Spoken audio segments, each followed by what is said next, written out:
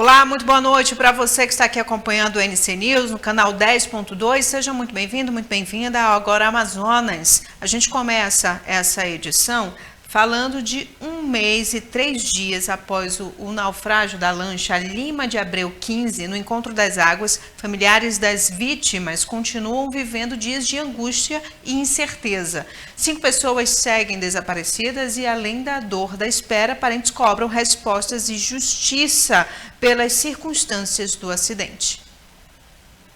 E já são mais de 1 mês que aconteceu a tragédia no Encontro das Águas, onde a lancha Lima de Abreu 15 naufragou e, infelizmente, já deixou 3 óbitos confirmados e 5 pessoas desaparecidas. Durante esse período, os familiares vivem momentos de angústia por não terem mais respostas das autoridades. E nós viemos até os familiares da Apoliana Almeida, de 37 anos, esposa do seu Romualdo Almeida, de 80 anos, 2 pessoas que seguem desaparecidas, onde eles vão falar com a gente a respeito de como é que está o andamento das buscas, a respeito do que a empresa Lima de Abreu já trouxe de respostas para eles. Núbia, seja muito bem-vinda. A Núbia Silva, ela que é cunhada da Apoliana. Explica pra gente, Núbia, são dias, semanas, noites de muita angústia que todos vocês familiares estão vivendo. E quais são as respostas que vocês têm para essa situação? Nenhuma. No momento a gente não está tendo nenhuma resposta deles. Nenhuma resposta. São dias, são noites, já passaram um mês e 2 dias, e a gente não tem resposta de nada, a gente não sabe de nada. Então, é o que eu peço, a justiça por isso, porque foram vidas. E a gente sofre, são muitos dias de sofrimento e dor, porque a gente não sabe para onde foi o corpo da minha cunhada. Eu queria realmente ver menos restos dela, para ter um enterro digno, porque isso é muito triste. Você tá todo dia se comunicando com aquela pessoa e no momento você não tem mais comunicação, você não vê mais, você não sabe para onde foi, você não sabe de nada, entendeu? Ninguém dá uma resposta digna para gente, entendeu? Ninguém dá uma resposta digna para gente. Quando tudo isso aconteceu, os proprietários dessa empresa informaram que iriam dar todo o suporte aos familiares. Esse suporte, de fato, está sendo dado, entregue a vocês? Nenhum suporte. Eles não estão dando nenhum suporte. Nem ligação, nem nada. Se eles estão falando que eles estão dando suporte para os familiares, isso não está acontecendo e não está chegando até a gente. Entendeu? E não está chegando até a gente. Esse é o apelo, esse é o sentimento de indignação, revolta, desespero e angústia de uma familiar que representa as outras 5 famílias que também estão vivendo na pele todo esse sofrimento. Mais atualizações sobre esse caso, sobre o que pode acontecer nos próximos meses, nas próximas semanas, a gente vai estar trazendo na nossa programação. Com toda certeza, né? A gente está aí acompanhando todas as atualizações das investigações. A justiça precisa realmente ser feita. Inclusive, a gente tem atualização sobre o caso, mas com relação à prisão do piloto da lancha, o Pedro João da Silva Lemos, piloto responsável pela embarcação Lima Abreu 15, que naufragou há 1 mês e um pouquinho no Rio Amazonas. Ele se entregou na sede da Delegacia Especializada em Homicídios e Sequestros no início desta noite. Inclusive, Isaías Goldinho acompanhou todo esse processo da entrega e falou com a advogada de defesa desse piloto. Vamos colocar aqui o que a advogada fala. Doutora Giovana, então quer dizer que o piloto não tinha intenção de ficar foragido. O que a defesa tem a alegar sobre esse caso? Olha, ele nunca teve a intenção de ficar foragido, ele estava realmente assustado, fragilizado. O que aconteceu foi uma tragédia, mas assim como nós já nos manifestamos antes, ele continua disposto a colaborar com todas as investigações a partir de agora. Infelizmente, o processo segue em segredo de justiça. Qualquer manifestação a mais da defesa vai ser no curso do processo, mas o que eu tenho para dizer é isso. Ele está colaborando com as investigações e pretende continuar.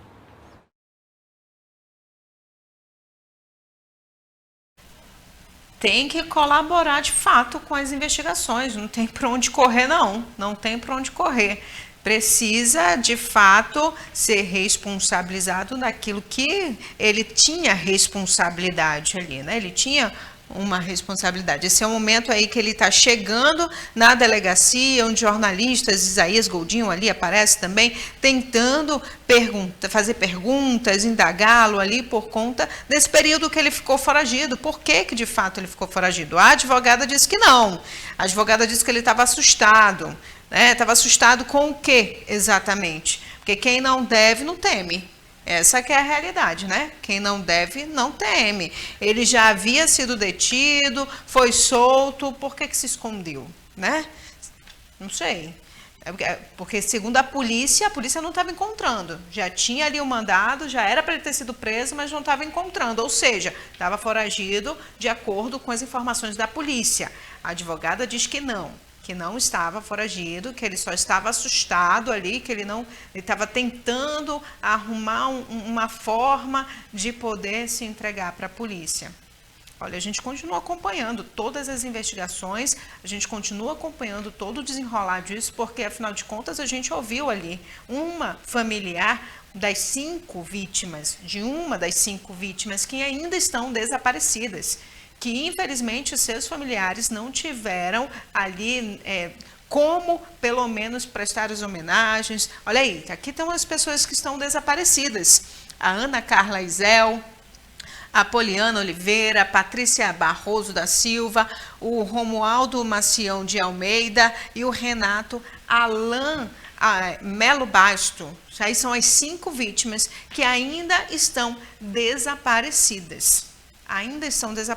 Infelizmente, é doloroso demais estar em meio a tudo isso, né, para os familiares dessas pessoas, dessas vítimas dessa tragédia, desse naufrágio, que inclusive poderia ter sido evitada. E em nota, o Corpo de Bombeiros do Amazonas afirmou que vai continuar com as buscas, né? Continua ali tentando encontrar essas vítimas que infelizmente estavam dentro dessa embarcação ali, nessa lancha, ali naquela área do encontro das águas, onde aconteceu esse acidente, onde aconteceu essa tragédia. A gente também vai continuar acompanhando todo o trabalho do Corpo de Bombeiros do Estado do Amazonas, todo o trabalho da Polícia Civil do Amazonas com relação a essas investigações também, porque essas famílias, essas pessoas merecem justiça. E olha, a gente traz aqui no NC News, aqui no Agora Amazonas, uma denúncia grave envolvendo o funcionamento de um cemitério em Manaus, que levanta questionamentos sobre respeito, dignidade e até mesmo após a morte, né, gente? Famílias relatam que sepulturas que estavam sendo pagas teriam sido utilizadas para enterrar outras pessoas. E um dos casos, a situação aí teria se repetido mais de uma vez. Não foi só uma vez não, foi mais de uma vez. Diante do constrangimento e da dor, os familiares buscam justiça e cobram providências das autoridades responsáveis. A morte para muitos é o momento em que o ser humano encontra a paz e o tão merecido descanso. Para os entes queridos, o que fica é a saudade. Mas o que deveria ser um ponto final, às vezes acaba se prolongando, e a família sofrendo ainda mais. Recentemente, nós exibimos uma reportagem mostrando uma família que enfrentou um transtorno, onde, na ocasião, a sepultura que estava sendo paga para a família foi utilizada para enterrar outra pessoa. Nossa equipe foi acionada novamente, recebendo uma denúncia falando de um caso parecido que não aconteceu apenas uma, mas 2 vezes. O caso que aconteceu com essa família aí, uns anos atrás, aconteceu comigo. Eu tinha uma sepultura perpétua e um certo dia de finado, nós fomos visitar o ente querido nosso e lá estava um outro corpo enterrado em cima do meu ente. E fomos querer saber por que não comunicaram a gente sobre o fato. E eles simplesmente viraram as costas para a gente. E vieram me oferecer outras sepulturas mais lá para frente e tal, e eu na inocência, com a minha mãe ainda com sentimentos, né, sobre o nosso ente, acabou que me pediu que eu pegasse a sepultura nova lá, né? A situação foi tão constrangedora para a família por ter acontecido uma segunda vez que eles entraram com um processo na justiça contra as autoridades competentes.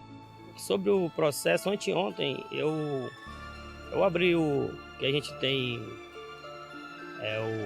hoje no Gov, né? Tem dá pra gente ver o andamento do processo, e inclusive tá andando. Para ele, há uma possibilidade de que vendas irregulares de espaços dentro do cemitério Tarumã estejam acontecendo. Isso, eu não posso te afirmar, isso aí já foi falância deles, entendeu? E eu creio que para estar desse jeito, eles têm um controle, eu não tenho esse controle. Será que eles querem... Porque eu acredito que, se eu fosse uma pessoa que nunca fosse visitar meus pais, eu acho que eles não estariam mexendo, porque eu vejo lá no cemitério. O que a família deseja agora é mais respeito e justiça com esta situação, e que, de fato, os entes queridos possam finalmente descansar em paz. Inclusive, meu pai fez 3 anos ontem. Não, 5 anos, 5 anos ontem de falecido. Aí, então, isso me chocou muito. Foi no dia do aniversário de falecido do meu pai, aconteceu isso. Essa reportagem de vocês. E aquilo me entristeceu muito.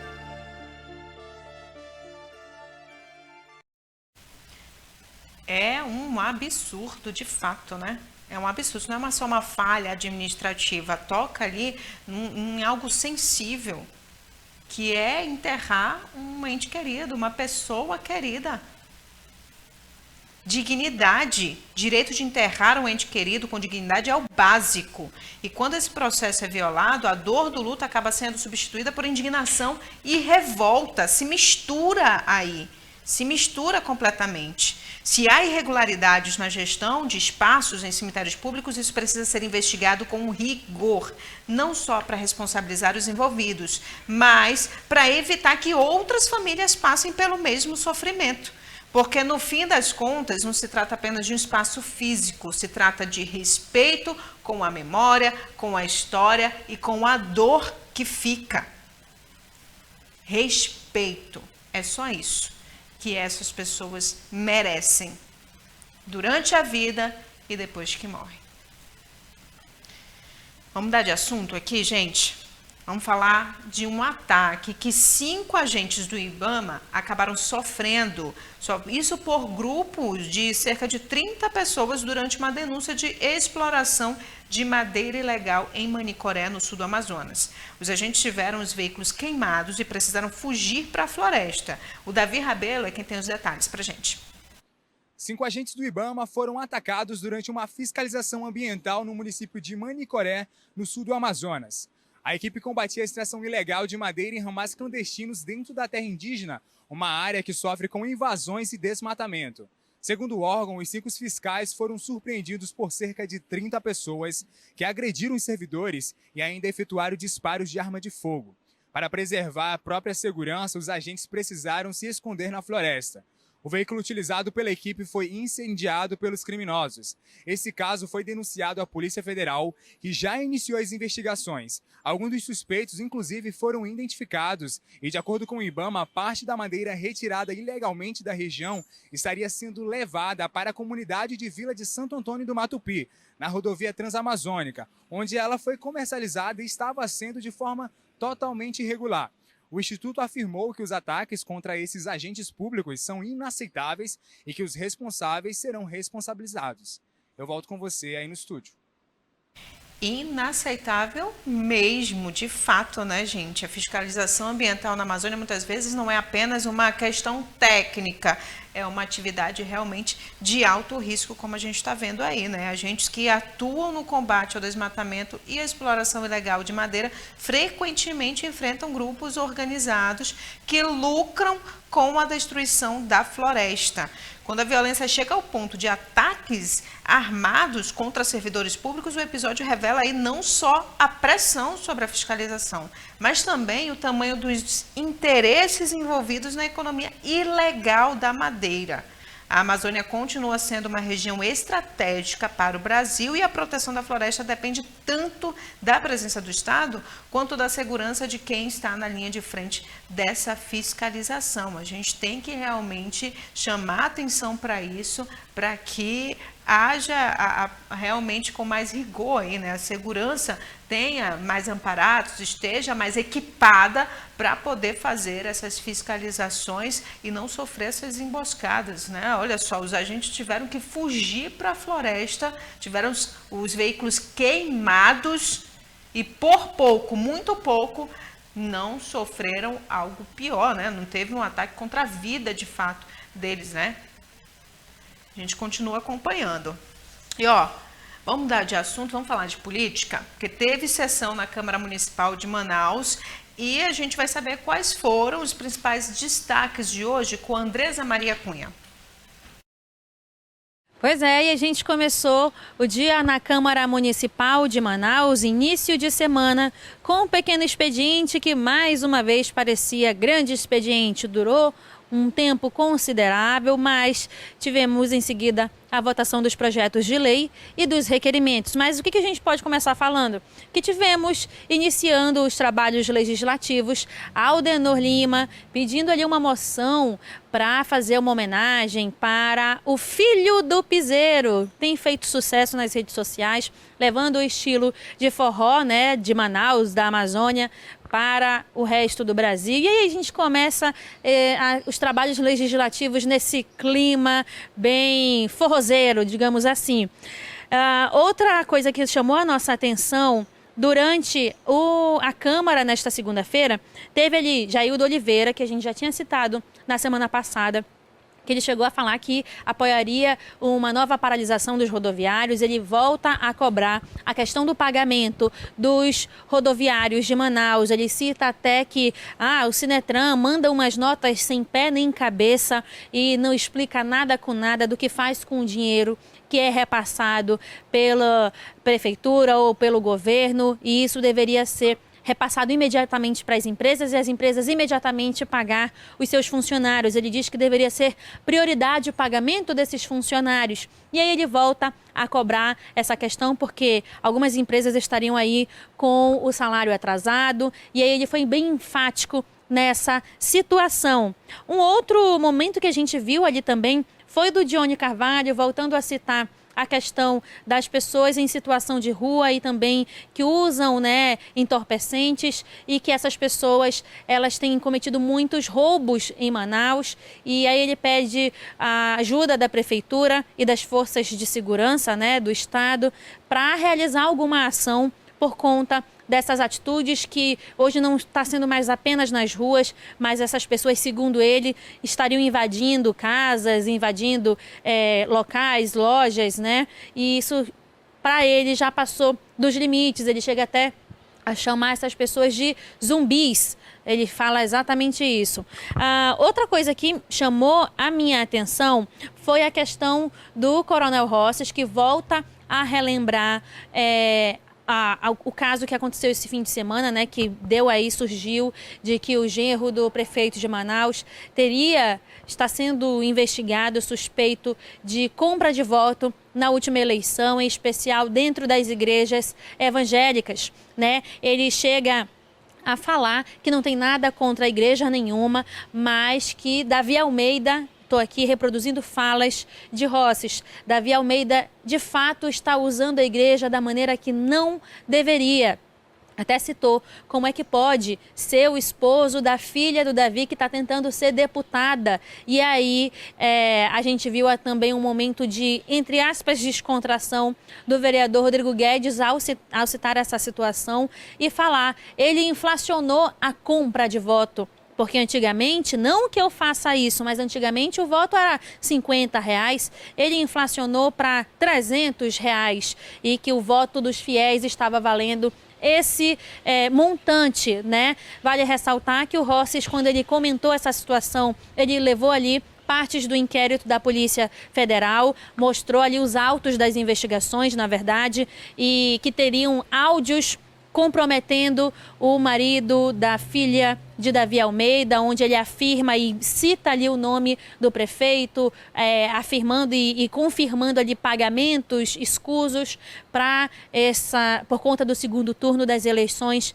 das últimas eleições, onde o prefeito Davi Almeida ele se reelegeu comandante, né, municipal aqui de Manaus. Então ele levou os autos literalmente da PF para poder ter embasamento em toda a sua cobrança e ainda disse como que um homem desse, palavras de Rosses, quer ser governador do Amazonas.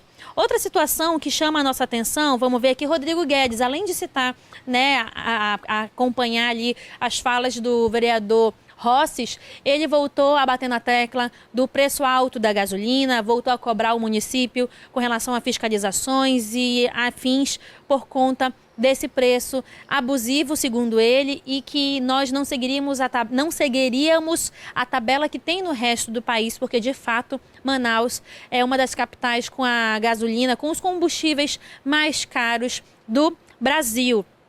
Aí vimos Marco Castilho, que entrou também nessa discussão e deu apoio a essa fala de Rodrigo Guedes, né, com relação aos valores altos dos combustíveis. A gente pode também citar aqui Gilmar Mendes. Ele resolveu falar hoje, ele não fala tanto, mas quando ou é citado ou quando pedem ali alguma assessoria jurídica, já que ele é da comissão, né, da CCJ, e aí ele resolveu, de livre e espontânea vontade, defender, digamos assim, o prefeito de Manaus. Ele cita que, infelizmente, hoje na Câmara temos pessoas a favor, contra e está tudo certo, mas que eles estão se degladiando, segundo palavras de Gilmar Mendes, e estamos esquecendo do povo. Isso foi o que ele disse. E também que não se pode utilizar nome de familiares ou os próprios familiares para tentar atacar o prefeito. Isso ele fala depois de alguns vereadores ali, como eu citei, comentarem com relação ao genro do prefeito, à filha do prefeito, enfim.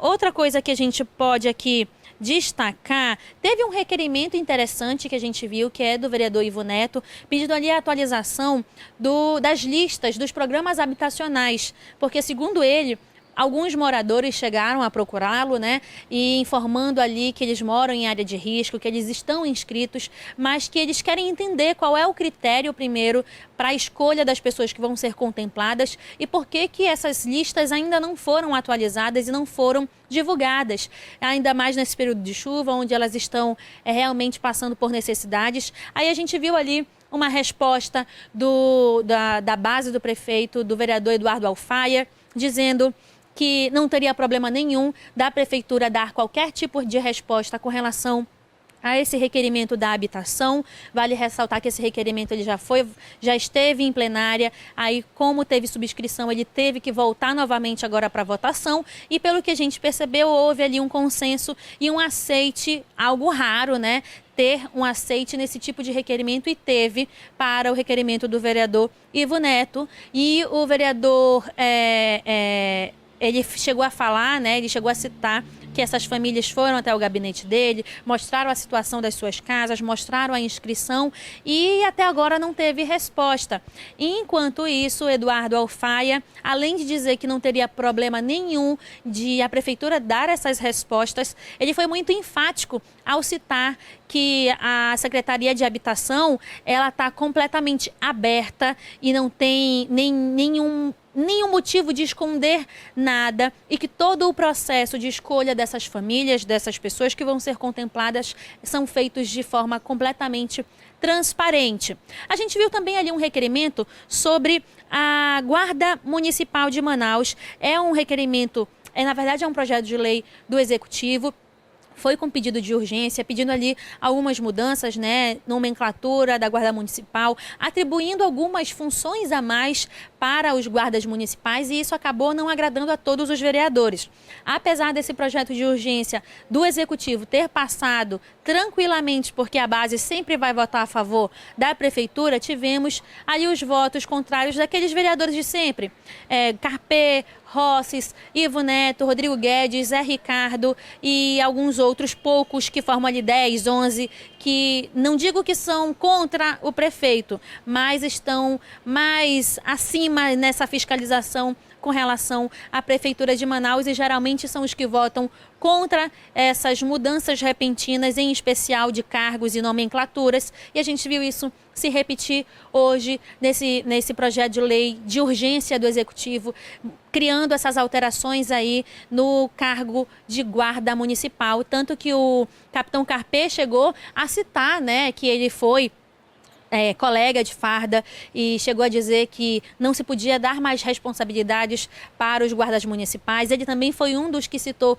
como é que o prefeito não está conseguindo conduzir 800 homens do município, que são guardas municipais, como é que ele quer conduzir mais de 2.000, 3.000, 4.000 homens que hoje estão nas forças de segurança do Estado, como é que ele quer ser governador, né? Então, eu acho que esses foram os destaques do início da semana na Câmara Municipal de Manaus, que teve um longo, pequeno expediente, mas deu tempo de fazer votação de projetos de leis e de requerimentos. Eu volto com você.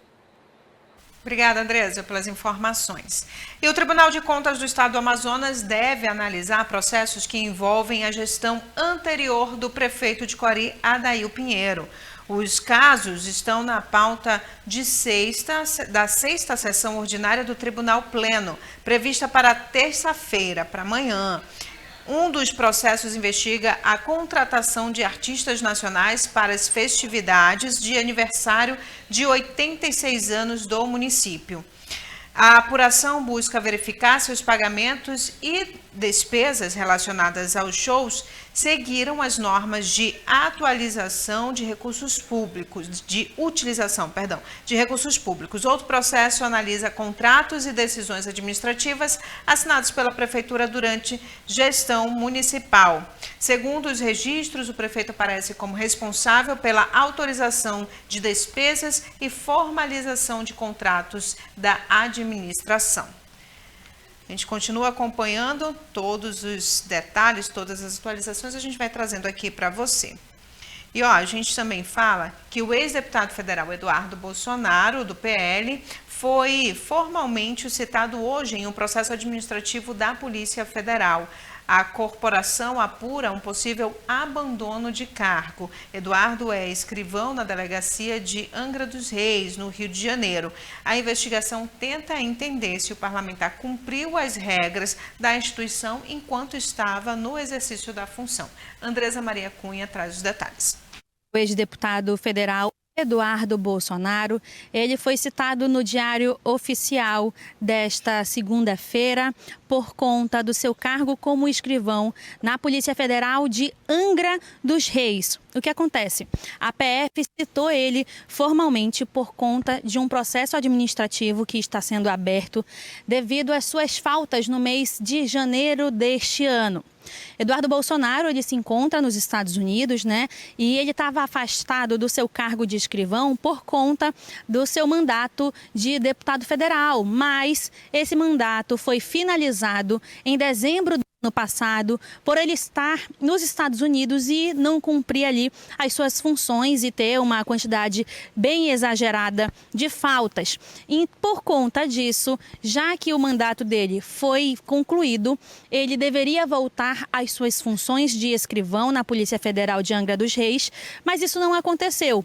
E ele já acumula só no mês de janeiro 30 faltas Por conta dessas faltas, ele foi citado, foi aberto esse processo administrativo e a PF diz que ele está num lugar incerto e não sabido, ou seja, oficialmente eles estão dizendo que não conseguem encontrar Eduardo Bolsonaro no Brasil.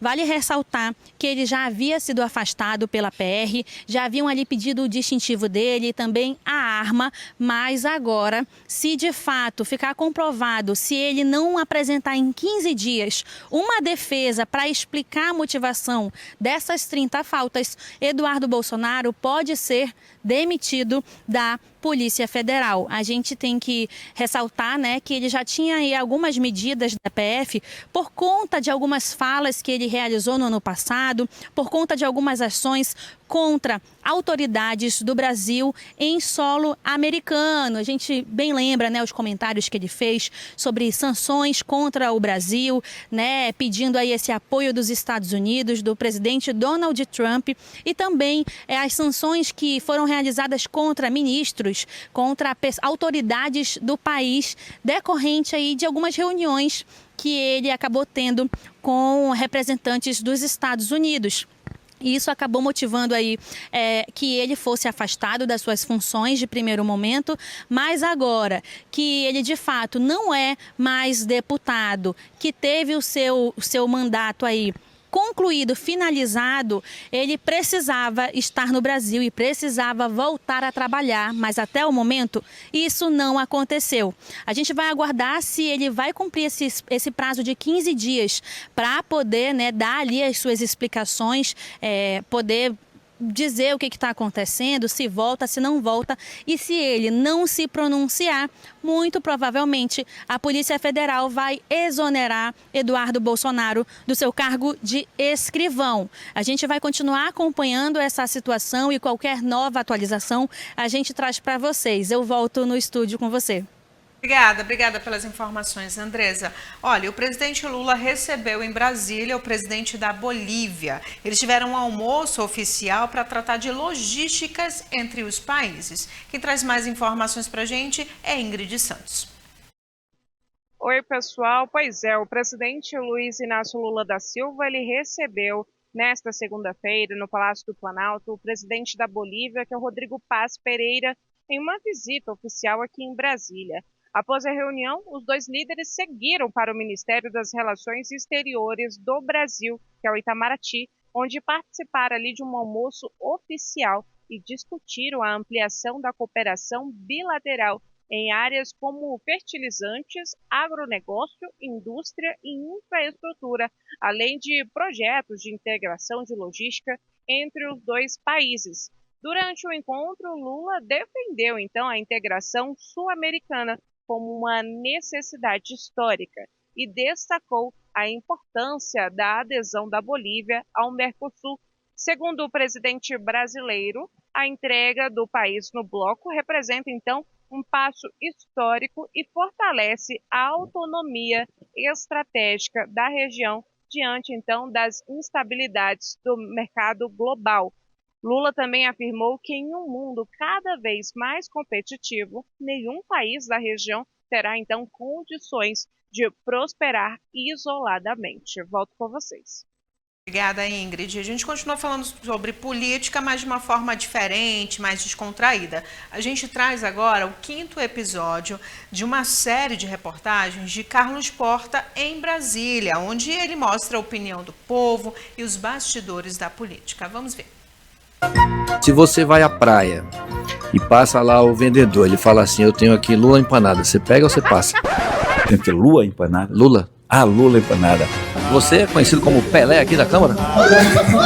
Compro o preço que ele der. E quantas lulas tem aí? Eu compro todas para jogar fora. Se o Daniel Vorcaro falar, o que acontece?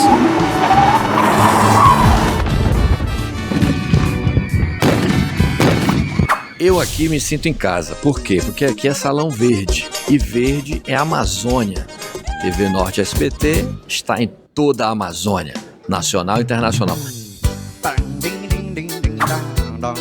Você que está assistindo aí, tinha dinheiro no Banco Master? Se tinha, xalala, xalalalala. Sobe o som aí. xalalalala. Tamo puto junto. Oi, som. Beleza? Encontramos aqui um deputado. O deputado tá paisando. Tudo bem, deputado? Tranquilo, na paz, tudo sob controle. Você é deputado de que estado? Sou de Rondônia. Rondônia? Pô, gosto muito de Rondônia. Em Rondônia, quando eu for presidente, nós vamos resolver um problema lá que é muito antigo. Maravilha, então. Vou contar com sua ajuda, então, porque nós vamos... Não, mas pergunta qual é o problema para eu poder responder. Ah, entendi. Eu pensei que você já vinha com a solução. Não, mas eu disse que eu vou resolver o problema. Aí tu fala assim, mas qual é o problema, entendeu? Vamos de novo. Vamos lá. Entendeu? Vai, editor. Você é de? Rondônia. Rondônia, quando eu for presidente, eu vou resolver um problema antigo que tem lá em Rondônia. Maravilha, meu irmão. Qual é o presidente? Agora estamos aqui no Senado. Vamos procurar aqui o senador Plínio Valério, lá do Amazonas. Aqui tem umas fotos bonitas. Aqui, olha a foto dele. Mostra aí, pegando o tucunaré, rapaz. O cara é pescador, hein? Olha, rapaz, aqui tem um negócio que eu quero. Olha aqui, um vadimeco. Vou pedir um vadimeco do Plínio, rapaz. Porque, como diz um próprio ministro do STF, você puxa uma pena, vem um galinheiro. Se o Daniel Vorcaro falar, o que acontece? Estamos esperando que realmente ele venha falar. Que ele venha e fale tudo. Vou resolver um problema que é muito antigo lá na sua cidade. Maravilha, estamos precisando de um presidente arrojado. E qual vai ser o problema a ser resolvido lá em Rondônia? Ó, o problema é que lá os barcos e os cruzeiros que vêm da Europa não conseguem encostar, porque lá tem um Porto Velho, né? Tem um Porto Velho. Conhece o Rio Madeira, né? Conheço. Então tá. E o Boto? O Boto? Tucuxi? Não, aí não. Ó, Lepo. Olha, falar que eu adorei essa decoração. Que é uma raia. Isso aqui foi de Pará. O pessoal do Pará trouxe pra mim. É uma raia mesmo. Não foi a Cláudia que trouxe pra ti? Não. Cláudia Raia? Não é a raia dela. Mas seria bom, né? Acho que nunca ouviu falar no Rio Madeira. Não, mas... Você já ouviu falar... Já, eu Conhece o Rio Madeira? Conheço o Rio Madeira. Você já nadou no Rio Madeira? Lá ele. O Rio Madeira existe, não existe o Rio Madeira? Existe o Rio Madeira. E principalmente é um dos maiores afluentes ali que vai desaguar no Rio Amazonas. A BR sai, né? A gente não pode dizer, é agora, depois. O Lula vai lá prometer de novo, como prometeu quando queria voto para Dilma, porque é um direito nosso. O direito você não pede, você exige. Tudo bem, deputada? Tudo bom. Como é que tá esse início dos trabalhos? Tá ótimo. Vai dar certo? Você não é deputada? Não. Mas você tem toda a pinta de deputada. Obrigada. E você tem pinta de senadora, tá tudo bem? Tudo bem, não sou senadora. Mas toma água do Rio Madeira, fala o quê? Aí é boa pergunta. Quem toma água do Rio Madeira não quer voltar. Pra onde? Pra cidade de origem dele, mas como... Pelotas. Pelotas não. Me vi 10 cacetinhos. Como tem muita mentira, a narrativa é muito pesada e a ministra disse isso na CPI comigo. Não vamos permitir desmatar. Derrubar 400 quilômetros de floresta virgem. Falei, tá mentindo, né? Você não vai derrubar uma árvore. Eu já fiz o desafio a ela, já fiz o desafio da tribuna. Se alguém neste país, qualquer pessoa, me provar que vai derrubar uma só árvore no trajeto da BR, eu renuncio ao mandato. A BR já existe, né? Há 40 anos. A Marina, que é o nosso grande empecilho. Eu não vou deixar. Então fala assim pra gente saber se você tomou ou não tomou água do Rio Madeira. Fala a seguinte palavra. É uma palavra simples, conhecida no Brasil inteiro. Chiclete. Chiclete. Tá, ficou na dúvida? Vai, de mais uma vez. Então tá. Só pra poder conferir, né? A voz a gente tem que dar uma entonação um pouco mais firme, né? Tá, chiclete. É isso aí, chiclete. Gostei.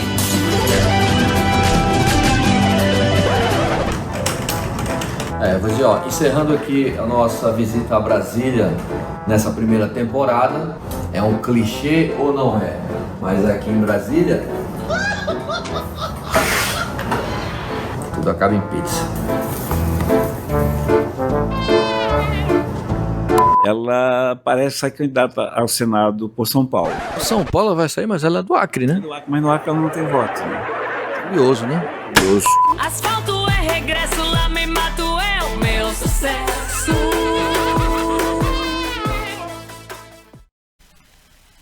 Aí, Carlos Porta, e olha, ele prometeu voltar a Brasília para fazer uma nova série. A gente vai estar aqui trazendo todos esses episódios para você ficar de olho nos bastidores da política em Brasília e até se divertir um pouquinho, né?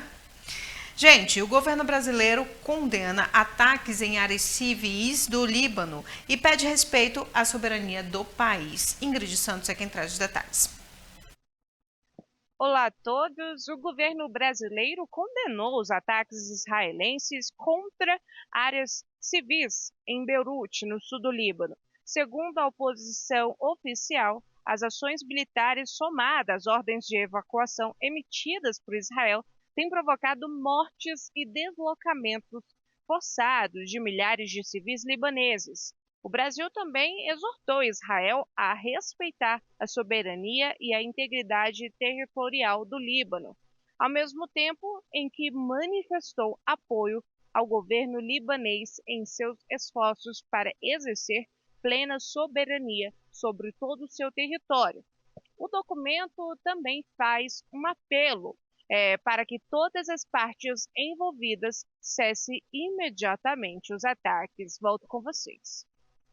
Obrigada, Ingrid, pelas suas informações. Agora a gente vai falar de saúde. O prefeito do Rio de Janeiro, Eduardo Paes, anunciou que a prefeitura vai disponibilizar canetas emagrecedoras na rede pública de saúde da cidade. Vamos ver.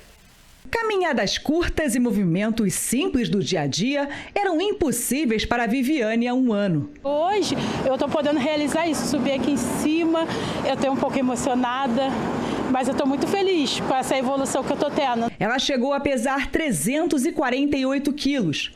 Fez uso de uma caneta emagrecedora quando estava internada em um hospital estadual e depois passou por uma cirurgia bariátrica. Hoje, aos 40 anos, pesa 152 quilos. Apesar dos avanços em 9 meses de tratamento, a Viviane ainda sonha em eliminar 70 quilos. Por isso, gostaria de voltar a usar o Ozempic. Mas com o que recebe hoje, não sobra dinheiro para arcar com o custo do medicamento, que pode chegar a R$ 1.500 por mês. A barreira encontrada por quem não pode pagar pelo remédio está próxima de acabar no Rio de Janeiro. A capital fluminense deve passar a contar com o medicamento na rede pública.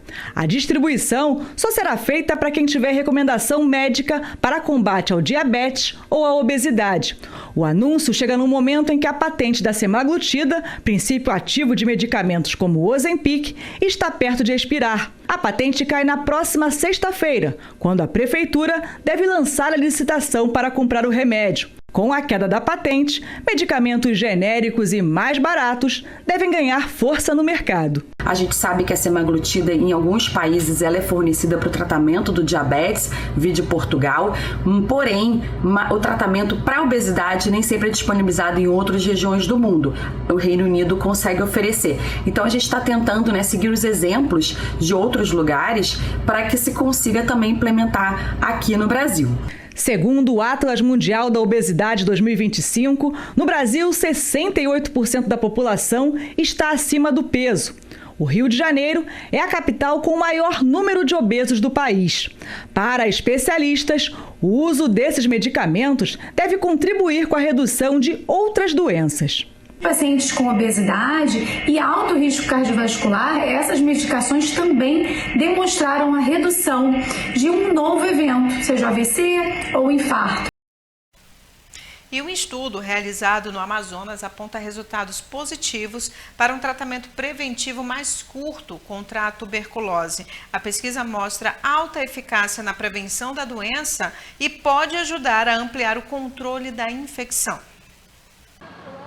Um regime de tratamento de apenas um mês para o tratamento da tuberculose mostrou ali resultados positivos em uma pesquisa que foi realizada pela Fundação de Medicina Tropical aqui no estado do Amazonas. O estudo publicado na revista científica PLOS Medicine ganhou repercussão internacional ao demonstrar que esquemas mais curtos do tratamento da doença ganham mais adesão. Além disso, segundo a Fundação, a investigação comparou alguns protocolos, o 1-HP com doses diárias de isoniazida e rifampicina durante um mês e o 3-HP com doses semanais por 3 meses. O regime de apenas um mês, olha só que interessante, alcançou 89% de adesão, o que torna aí os resultados positivos e também mais promissores para as pessoas que lutam aí contra a tuberculose. Em Manaus, a taxa de conclusão foi ainda maior, reforçando a relevância dessa pesquisa que foi realizada aqui no Amazonas e ganhou repercussão internacional, sendo publicada em várias revistas científicas ao redor do mundo.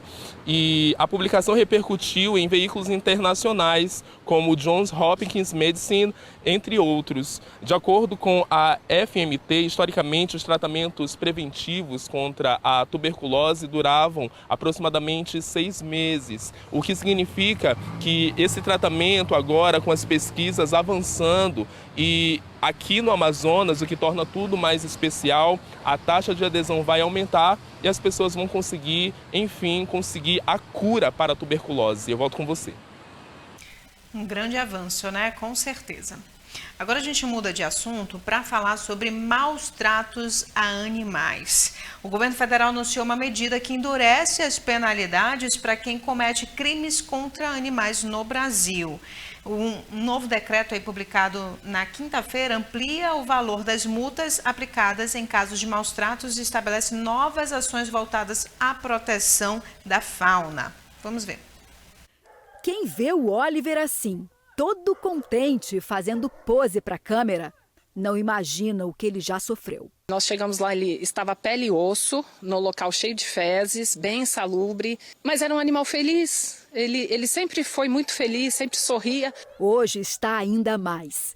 Oliver é um dos quase 5.000 animais resgatados pela Angel, todos vítimas de abandono ou maus tratos. Já vi esfaqueado, já peguei esfaqueada, já peguei sem pata, sem orelha, que as próprias pessoas fazem isso, aleijado por espancamento.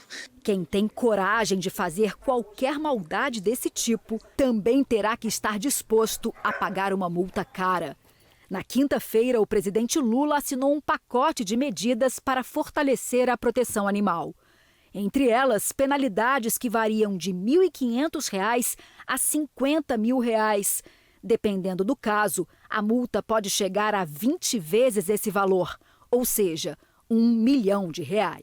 A lei vai ajudar em que pese que não tenha uma condenação firme na lei, na parte criminal, pelo menos ele vai sentir no bolso. O decreto é uma forma de punir administrativamente quem comete o crime de maus tratos. Agora a pessoa vai receber uma multa por cada animal que sofrer agressão. Se for um grupo de 10 cachorros, por exemplo, o valor será multiplicado por 10. E vai variar de acordo com a gravidade da violência. Alguns fatores devem ser considerados: se houve morte, sequelas permanentes e impossibilidade de defesa ou de fuga. Se o animal não podia se movimentar, animais acorrentados ou animal que é segurado para outros fazerem maldade, se você arregimenta um menor, como no caso da orelha que inspirou essa lei, porque não vai dar em nada, é um ato infracional. Se tem transmissão ao vivo, hoje em dia, infelizmente, virou uma doença, desafios ao vivo para maltratarem os animais. O decreto ganhou força depois da morte do cão-orelha em janeiro deste ano na Praia Brava, em Florianópolis. O episódio, que comoveu o país, chamou a atenção para os casos de maus tratos aos animais.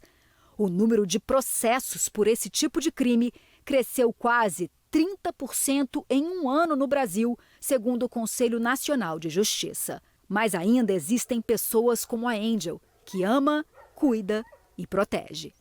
Missão cumprida. Missão cumprida. Se cada um fizesse um pouquinho, talvez nós não tivéssemos tantos casos. É o mínimo, né? É o mínimo. Quem é humano de verdade não maltrata nem os seres humanos e nem os animais. Vamos mudar de assunto? Falar de economia, os bancos liberam nesta segunda-feira novo lote de abono salarial do PIS/PASEP 2026. Ingrid Santos tem as informações. Olá a todos. Os bancos liberaram, então, nesta segunda-feira, um novo lote do abono salarial do PIS/PASEP 2026, referente ao ano base 2024. Então, o calendário de pagamento segue unificado e considera o mês de nascimento dos trabalhadores. Nesta etapa, podem então sacar o benefício os trabalhadores da iniciativa privada e os servidores públicos nascidos ali em fevereiro. As informações sobre o abono salarial podem ser consultadas por meio do aplicativo Carteira de Trabalho Digital e também pelo portal Emprega Brasil, do governo federal, que disponibiliza dados sobre valores, datas de pagamento e também o direito ao benefício. Eu volto com vocês. E olha, os pagamentos do Bolsa Família para o mês de março também já tem data marcada, já tem data definida. O benefício começa a ser liberado a partir do dia 18. Quem traz mais detalhes para a gente é o Davi Rabelo. O Ministério da Cidadania divulgou o calendário de pagamentos do Bolsa Família para o mês de março. Os repasses começam nesta quarta-feira, dia 18, e seguem até o dia 31 de forma escalonada, conforme o último dígito do número da Identificação Social, o NIS. Quem tem o NIS no final 1 recebe primeiro. Já os beneficiários com o NIS de final 0 terão valor disponível no último dia do calendário, então muita atenção para o número do seu NIS. O programa é destinado a famílias em situação de vulnerabilidade social, com renda mensal de até R$ 218 por pessoa. O valor mínimo pago é de R$ 600, podendo aumentar conforme a composição familiar, com adicionais para as crianças pequenas, gestantes, adolescentes e mães de bebês de até 6 meses. Para continuar recebendo o benefício, é necessário cumprir alguns requisitos, como manter as crianças e os adolescentes na escola, carteira de vacinação atualizada e acompanhamento pré-natal no caso das gestantes. Então, muita atenção, você daí de casa que faz parte desse programa social, o Bolsa Família. Eu volto com vocês aí no estúdio. Fiquem atentos, ao calendário, acompanhe aqui no NC News, acompanhe no portal ncnews.com.br, também tem tudo explicadinho para você. E olha, uma missa de ação de graças marcou o início de mais uma temporada do maior festival, do maior espetáculo folclórico da Amazônia. O Boi Garantido abriu os trabalhos para a preparação do 59º Festival Folclórico de Parintins. Quem traz os detalhes é o repórter Marcondes Maciel.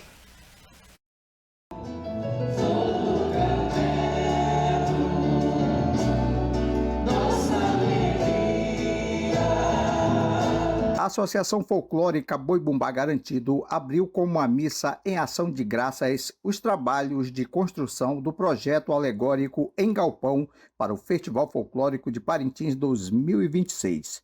O Boi da Baixa da Xanda este ano vai defender o tema Parintins, Portal do Encantamento. Este é mais um ato de fé e devoção do povo garantido. É o momento de agradecer a Deus pelas conquistas alcançadas até agora, mas também é o momento de pedir a intercessão, de pedir a proteção divina para mais uma temporada do Festival Folclórico de Parintins, aqui pelo Garantido. A gente torce para que o Garantido obtenha sucesso, que traga o bicampeonato, mas acima de tudo, que preserve a integridade de todos os nossos trabalhadores, porque isso é importante. É isso que nós fazemos aqui, cuidando das pessoas. Então, assim, aqui a gente recebe as bênçãos de Deus, Nossa Senhora do Carmo, para que tudo transcorra com a maior segurança, a maior tranquilidade e a maior paz. Esse momento da missa é exatamente o momento em que há aquela reflexão de que a gente peça para que a gente, nessa caminhada aí que vai nesses praticamente 3 meses aí na frente, a gente vai que a gente chegue no Bumbódromo sem nenhum acidente, que a gente faça as nossas apresentações dentro do que foi planejado.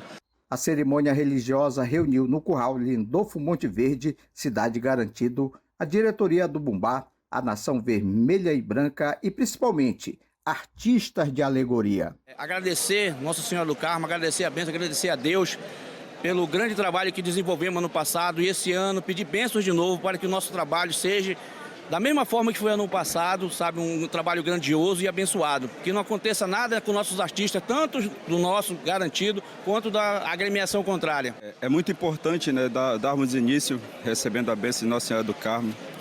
E com certeza, a partir de segunda-feira, todas as equipes entrarão dentro do galpão com força de bicampeonato. Abençoado por Nossa Senhora do Carmo. Acredito que todas as equipes estão aqui confiantes que esse ano será executado um excelente trabalho, igualmente do ano passado. Do Filho e do Espírito Santo. A celebração eucarística foi presidida pelo pároco da Igreja de São José Operário, Padre Rui Canto. Quem constrói o Boi de Parintins, Garantido ou outro, são pessoas que têm uma fé, que professam a fé em Jesus Cristo e a devoção a Nossa Senhora. Então, um momento particular para que os trabalhadores, os operários dessa grande obra bonita do festival possam se encontrar para agradecer a Deus e pedir a proteção para o trabalho desse ano. Com fé e devoção, o Boi Garantido vai em busca do bicampeonato para a Baixa do São José. O Agora Amazonas fica por aqui, mas você pode continuar com a programação do NC News. Tchau, até amanhã.